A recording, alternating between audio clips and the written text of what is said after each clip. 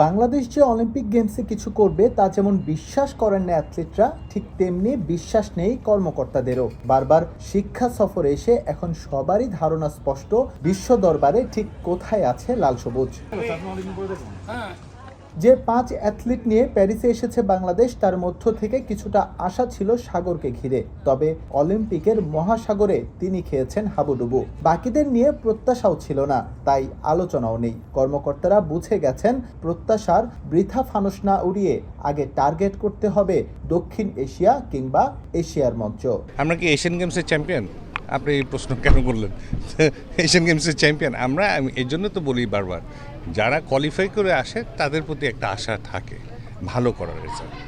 Medal পাওয়ার result করতে হলে Bangladesh government বলেন, বিওএ বলেন, সবাই মিলে আমাদের এককভাবে বসে প্রচুর টাকার মামলা। আপনারা তো নিজেরাই আসছেন, দেখেন একটা ভেন্যু বাংলাদেশের জীবনে সম্ভব এরকম ভেন্যু করা?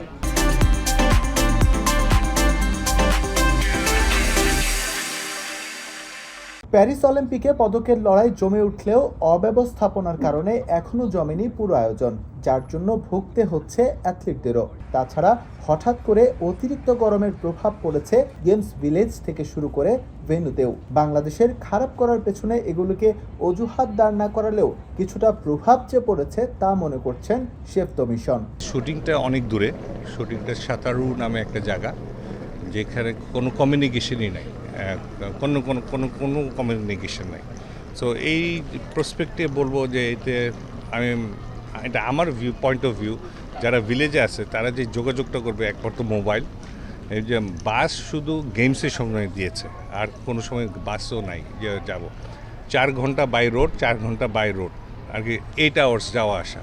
আর্চারির সাগরের বিদায়ের মধ্য দিয়ে বাংলাদেশের শেষ প্যারিস মিশন। স্প্রিন্টে ইমরানুর এবং সাঁতার 50 মিটার ফ্রিস্টাইলে সোনিয়া লড়াইয়ে না নামলেও ভবিষ্যৎ জানেন সবাই। এস এম ইকবাল, সময় সংবাদ, প্যারিস।